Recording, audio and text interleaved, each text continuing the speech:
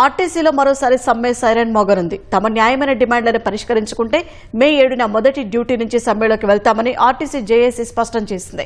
Hyderabad labour commissioner కార్యాలయం ముందు ఆందోళన నిర్వహించిన ఆర్టీసీ కార్మికులు ఎండీ సజ్జనార్కు లేబర్ కమిషనర్కు సమ్మె నోటీసులు ఇచ్చినట్లు వెల్లడించారు.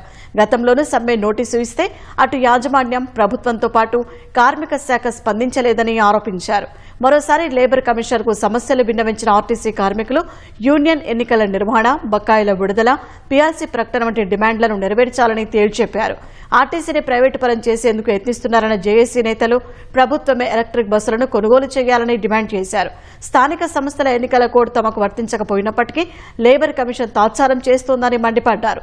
ఆందోళనకు వస్తుంటే కార్మికులను అరెస్టు చేశారని వెల్లడించి జేఏసీ నేతలు వెంటనే వారందరినీ విడుదల చేయాలన్నారు. సమ్మె చేయడం తమ సంకల్పం కాదని, విధిలేని పరిస్థితుల్లోనే నిరసనకు వెళ్లాల్సి వస్తోందని స్పష్టం చేశారు. ఈ ప్రభుత్వం ఇచ్చిన హామీలను అడుగుతున్నాం. ప్రభుత్వంలో విలీనం చేస్తామని చెప్పేసి ఈ రోజు వరకు విలీనం చేయకుండా ఎందుకు మరి వెనకాడికి వేసుకుంది ప్రభుత్వం? సమాధానం చెప్పాలి. ఇలా గుర్తింపు సంఘం ఎన్నికలు పెట్టమంటే లేబర్ డిమాండ్ పెట్టలేదు, మరి ఆర్టీసీ యాజమాన్యం కూడా గుర్తించట్లేదు. అదే విధంగా 2021 వేతన సవరణ చేస్తామని సంవత్సరాల కలిసి కూడా చేయట్లేదు. ఇలా ఆర్టీసీని మొత్తానికి అమ్మకానికి పెట్టేసి ఇలా ప్రైవేట్ ఎలక్ట్రిక్ బస్సుల పేరు మీద ఆర్టీసీని మొత్తం ప్రైవేట్ సంస్థలకు అప్పచెప్పడానికి ఈ రాష్ట్ర ప్రభుత్వం, కేంద్ర ప్రభుత్వాలు కంగారు కట్టుకున్నాయి. కాబట్టి వెంటనే ఆ విధానాన్ని రద్దు చేసుకుని ఆర్టీసీ సంస్థనే ఆ ప్రైవేట్ బస్సులను కొని ఆర్టీసీకి ఇవ్వాలని చెప్పేసి మేము డిమాండ్ చేస్తా ఉన్నాం.